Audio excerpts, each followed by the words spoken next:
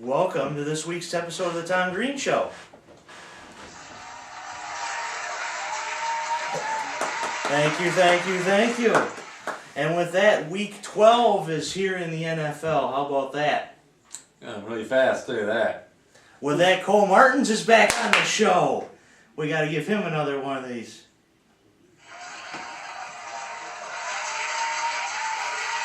How are we doing today, Mr. Goonie Giraffe? I am doing great. Good. And you were saying it was going fast? Yeah, going real fast this season, I'll tell you what. Whew. Yeah, no kidding. No, was it week 5 or 6 you joined on, and now it's week 12. Which last year, week 12 was the big Thanksgiving week. Yep, now I'm going back a week this year. Thanksgiving was early last year, it's late this year. Yeah, I know, I'm not used to this little change here, because I feel like it's right now should be Thanksgiving, but it's... Yeah. But I'll take the late Thanksgiving, why not? Yeah. Get us closer to Christmas, which is good in itself. So anyway, how did we do last week? If I remember, I went 9-5 last week, so I got a couple games that I should have picked different, but I got them wrong.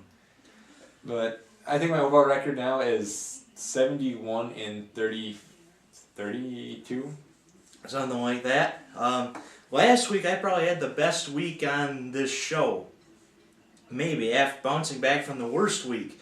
I went 12-3 and I misspoke my record last week. My record is 106-56. I thought I had 99 wins when I had 94. I miswrote. My handwriting is bad, but who cares? Yeah. 106-56 is my official record. Bring me back up to the top 10% in ESPN leagues. So there you go. So, Thursday night football. Atlanta against the Saints. Well, yeah, New Orleans here coming off a pretty big win over a big team last week in San Francisco, who they've had some little bit of struggles the last 2 weeks, it seems like. And New Orleans right now playing great. Drew Brees is looking incredible right now. And once again, this team looks like one of the top teams in the NFC. And then you have Atlanta, who was one of the top teams in the NFC last year. Now they are a sad 2-8 right now. And they need, pretty much their season is most likely over, and they're just playing for hope right now and trying to possibly give Tony Gonzalez the last year, even though I kind of have a feeling he's going to come back this year again next year for some reason. I don't know why. Mm-hmm. But right now they're playing for hope, and right now with their 2 star wide receivers out again this week, and Matt Ryan feeling pretty lonely in that backfield, I just don't think this Atlanta has the power to do anything against this New Orleans Saints team, and the Saints are going to take this one 31-10. I have one thing to say for Falcons fans out there. You're 2-8. Your star tight end came back for one more year. You lost 2 wide receivers. Sorry, Falcons. I don't know what's wrong with you. I just don't know. And Drew Brees last week, that was a great game with San Francisco. I did see the penalty in which Drew Brees got a long neck. And he looked, and in the memes that I've seen this week, he looks like a giraffe. Actually, I got a message today from Jordan about that. It's like, okay, it's Cole's brother. I'll take it. You guys didn't even know I am the Greene Giraffe. If that's why I got the giraffe references going here. The long neck with Drew Brees. Even with the long neck, I think the Saints win this one 24-7. Atlanta is not that great, surprisingly. And I also have a feeling that Tony Gonzalez will come back next year, and I think he goes back to Kansas City with the Kool-Aid Man. I could see that coming. That's what I'm thinking they're going to go towards. That's what it made it sound at least this year. Mm-hmm. Or at least he signs a one-day contract with Kansas Yeah, something City. to retire. Yeah, he's going to retire. But he will be a chief for life. Pretty much. Pretty much, yes. The Sunday games, St. Louis against Chicago. Well, the Bears, again last week, a game I did not truly think they were going to win, as I believe did Cutler play at all, or was he out last game? He was out at the beginning, yeah. So McCrown was the starting quarterback for the Bears, and once again, a great job he did in that one, as he led the team to an overtime win over the Ravens, and now they are again tied with the Lions for the division lead. And so far this year, I think the Chicago is a good team, but they just have some shaky moments, and they're going to have a little problem later on in the year who they're going to play as their starting quarterback, I believe.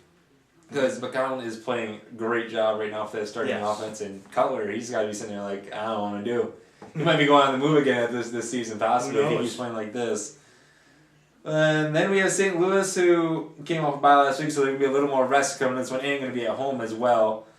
And this strong defense is going to maybe give some problems to the Chicago team in this game, but I was predicting a close one in this one. But I still have the Bears taking this one 24-17. This one is one of those toss-up games. St. Louis coming off a bye week with 2 weeks to prepare for this Bears team that, after about 2 hours of a severe weather delay, their field looked like 53 Chicago Bears took a dump on Soldier Field. They didn't play like that, and then I know Cole's trying not to laugh, but they won in overtime, surprisingly, over a Ravens team that's down. We'll talk more about the Ravens later. But St. Louis coming off a bye, at home. I have a feeling St. Louis is going to win this one. This, like I said, a toss-up. I picked St. Louis to win 17-10. I think the defense is going to score a touchdown. I think Kellen Clemens will throw for one as well. Legatron will decide the game, basically. Just my opinion. Cleveland against the Pittsburgh Steelers. Well, here you have two teams coming in at a 4-6 record, and Pittsburgh coming off another win here as they beat the division-leading Lions last week in a game where I thought Pittsburgh looked really good in that game and had some great plays to get them the win in that one. I know Chris Ogdahl, the Auger, is very happy right now. And Brent Roethlisberger and Bell and the entire offense right now looking great. Defense starting having some struggles allowing high points the last couple of weeks, but still getting them the wins in this one in the last couple of games. Dick LeBeau is still proving to be living. And then you got the Browns here now coming off some struggles here and again got annihilated by Cincinnati last week. I just tell me he's about to press a button here. Yes, good. Keep going. Keep going. All right. And so right now, the Brown team right now trying to find something here is they do not have a running back right now, and McGahee, he was just a kind of there just to fill in that spot pretty much. Yeah. And then Whedon, who I just feel like getting the right quarterback for that team, especially at this point in the season. And coming in this one, I think it's quite obvious that Pittsburgh is going to win this one, but since the Cleveland defense is going to do something in this game, maybe make a couple plays in this one, maybe I believe they'll get one touchdown in this game. But Pittsburgh is still going to win it, 28-17. You know, what do the Browns' colors look like?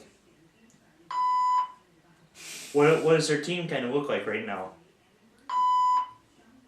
What was Pittsburgh at the start of the year? But what are they now? That basically describes it for you. Yes, Auger, you guys beat my Lions. We couldn't adjust to the Dick LeBeau defense in the second half. But Pittsburgh wins this game like a 31-17. I just think Cleveland is back to Cleveland, basically. It was hot in Cleveland. Now it's not in Cleveland. And basically, like I said, their team right now is playing like, although not as people think. Detroit against the Bucks.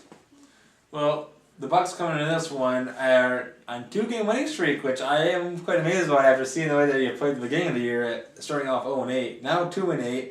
If a win over an Atlanta team who's not that impressive though, but believe it or not, both teams are sellers in the NFC South. Who would have thought that week one?